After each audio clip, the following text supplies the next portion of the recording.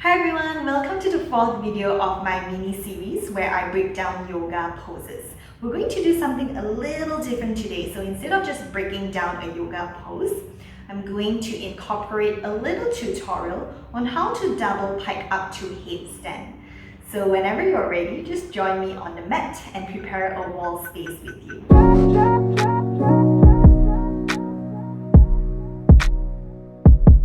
So there are a few ways to come into headstand. The first method is to tuck your knees in towards your chest and then straightening your legs up. Some people find this the easiest method, but I actually find it the hardest. I don't know why. Second method is to scissor up, or you can also call it one-legged pike to headstand, where one leg is extended all the way up towards the sky first, and the other leg will slowly join to the top leg. The third method is what we're doing today, double pike to headstand. So that's keeping both legs straight and then slowly lifting both legs up at the same time into your headstand. And this is actually the method that I got into my first headstand. Some people find it the hardest, but I find it the easiest. I don't think there's an easier method or a harder method. We all have different bodies. So in double pike headstand, you'll definitely need a lot more hamstring flexibility. And if you're still working on that hamstring flexibility, you might find it hard. So for me, I grew up doing ballet, so I'm naturally quite flexible. Maybe that's why I find it easier to get into it this way. So yeah, we're going to practice this. To come into headstand, few things you have to note first. Whichever method you take, you have to know this. Number one is to find the crown of your head or the top of your head. One great way to do that is placing a block on top of your head or a book. The place where you are able to balance your block, that's the top of your head. You can press the block down, trying to feel where the top of your head is. Then once you've got that, just remove your block. Second thing to note is the interlace of your fingers. So when you interlace your fingers, you want to tuck the last pinky finger underneath. And then try to press the base of your palms or the wrist area here together. I know that for a lot of tutorials that I've seen, or even when I first started out, I learned to have a hollow circle in between my palms, like imagining like I'm holding onto the tennis ball. And I realized that when I press the base of my palms together, it helps me engage my biceps more unconsciously. So that would be really useful because you have to hug your biceps and your elbows in. Yeah, so try your best to press the base of the palms together. Third thing is to have your elbows shoulder distance apart. And one way to measure that is just to hold onto opposite side of your elbows. That's your shoulder distance. If you're still working on shoulder and arm strength, feel free to use a strap. Place it above your elbows so that they're around your tricep. Make sure the strap is shoulder distance apart and they're tight. So not like this one. This one is like actually, it's a strap to hold my yoga mat, to carry my yoga mat. So use a proper strap, not like me. Okay, so once you've gotten that three things, to come to headstand, you'll just come to kneeling position. You can always face the wall so that if you fall back, the wall is there to catch you. Okay? Coming to kneeling position, I'll place my forearms on the ground in front of me, elbows slightly in front of my knees, holding onto opposite side of my elbows to measure my shoulder distance, and then interlacing my fingers in front of me, tucking my last pinky finger under, squeezing the base of my palms towards each other to activate my biceps. I'll place the top of my head behind my fist, hips might lift up, that's totally fine. From here, I want you to press your forearms firmly into the mat, engaging your shoulders, almost as if you're trying to protract your shoulders here, and then start to straighten your legs and walk your feet close towards you. Keep your legs as straight as you can. You can stay here and walk back and forth, maybe coming onto your tippy toes, just to get the feeling of what it feels like to transfer the weight and shifting the hips behind your head. Once you've gotten that, maybe hovering your toes 1 inch or 2 inches away from the mat. If you feel ready, lifting your legs halfway up. Now notice here how my hips are way past my head. It almost looks as if I'm leaning my back all the way towards the back. My legs are in front to counter that balance so that I'm not falling back. I want you to think about a pivoting motion. As you lift your legs up, you're going to press your hips to the front slightly. Just take your time. Try to get there with as much control as you can. Maybe finding that vertical line in your headstand. Then to exit, we'll reverse that motion, lowering our legs in front of us, at the same time shifting our hips back. Then slowly with control, engaging your core to lower your feet all the way down, lower your knees, and then rest in your child's pose for about 3 breaths. So take your time in your child's pose so that you don't straight away rise up and have some blood rush and get all dizzy and stars everywhere. So yeah, that's your double pike to headstand. So a few things to note. I'm just going to summarize everything from the start. Number 1, find the top of your head. Number 2, interlace your hands, tucking the last pinky finger down, pressing the base of your palms together to activate your biceps. Number 3, elbows have to be shoulder distance apart, so feel free to use a strap if you need to.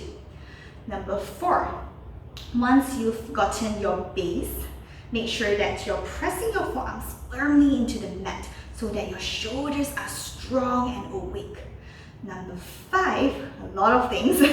Once you lift your hips up and straighten your legs, walk your feet as close towards your face as possible and think about shifting your hips back. Okay? And the 6th thing, notice when you lift your legs halfway up. Unlike the other 2 methods, in double pike headstand, your hips are going to be over your head. So it's not stacked on top of your head, it's a lot more towards the back. And your legs will be straight in front of you. That's to counterbalance so that you don't fall back. And I guess it's because there's a different center of gravity in double pike headstand because your legs are straight. That's why the hips have to be a lot more back. Don't worry, it's totally normal to look like your back is leaning all the way towards the back, okay? Then the 6th, I've lost count, 6 or 7, the last thing that you have to take note when you've already lifted halfway into that slanted little L shape, I want you to think about pivoting motion. So you want to go to opposite directions to wherever your hips and legs were. So the hips were towards the back and the legs were towards the front, right? Now you want to get into that vertical line. So opposing that motion, as you lift your legs up, kicking to that vertical line and back, you have to press your hips forward. If you don't press your hips forward, you're going to fall back no matter what. Yeah. But don't worry, your wall is there to save you, okay? So always think about that pivoting motion, doing it as slowly as you can with as much control. If you try to kick your leg too fast up without pressing your hips forward, you'll find the momentum will just take you all the way towards the back and you'll fall over your back, okay? So just take your time. Do it with as much control as you can. I remember when I first started, coming into a headstand took about more than a minute, like a few minutes. And when I watched my recording, I'm like, wow, I actually stayed there for a few minutes just trying to slowly lift my legs all the way up. It's perfectly normal, okay?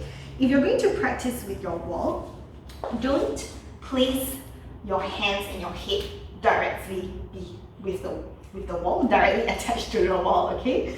So what I like to do is just measure maybe a shoulder, 1 arm distance away. My butt is facing you. So yeah, I like to do 1 arm away, measuring 1 arm away. And the reason why we do that, remember, for double pike headstand, my hips have to be way past my head.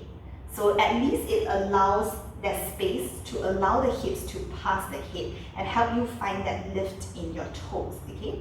So don't worry, it's not too far away, one arm distance. It might feel far, but don't worry, it's not too far once you get into your headstand. Okay? So yeah, that's your double pike headstand. I forgot to also add, before you come into your headstand, make sure you do some warm-ups.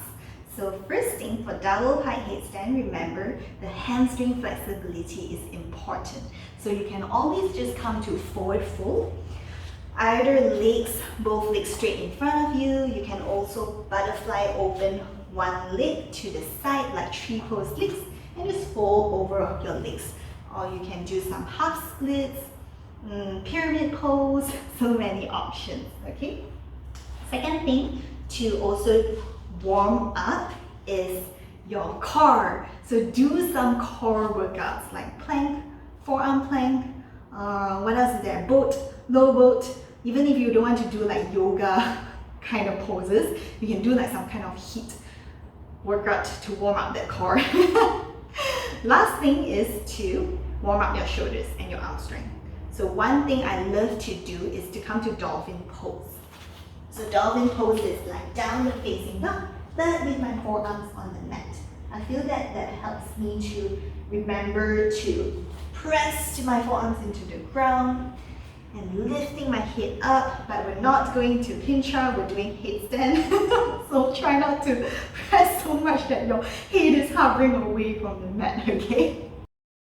One more thing, another few safety things I want to mention is number one, never ever kick up to headstand. You want to always feel like you're floating up to headstand, okay? We just want to protect our head and our necks. Really, really important. So don't ever kick up to headstand. Whichever method you're doing, just don't, okay? That's the only thing that I'm just going to mention so many times. Never kick up to headstand. Second thing, safety cue, is to make sure that you don't feel all the weight on your head. That's the reason why we're focusing so much on pressing into the ground, engaging your shoulders and biceps. You shouldn't feel so much on your head. You should feel more on your arms, okay? Number three, the third safety cue is make sure that you're practicing on a rather flat surface. So having a mat, about whichever you like on the ground, make sure that you're practicing on a hard flat surface. So not a soft surface like a pillow. Don't put a pillow there. If it's really painful for the crown of your head, maybe you can place a very thin towel, just a very thin one. But again, in this traditional headstand, you will feel it more on your shoulders. I feel that in tripod headstand, I feel it more on the crown of my head. So just make sure that it's thin. Don't get it too thick. Because if it's not flat and it's not a hard surface, you will definitely not be able to find that flat bit. You won't be able to balance, okay, on the head. So yeah, that's another important thing. I think that's all. I hope I didn't miss out anything. Just make sure that you're practicing safely at home with a wall. And if at any time you feel weird in your head or your neck or anything, just come to rest, and then you can always try it another day, okay? Don't be so hard on yourself, be kind to your body. If you have any questions at all, feel free to leave a comment or send me a direct message on Instagram at jade.flows. That's jade.flows.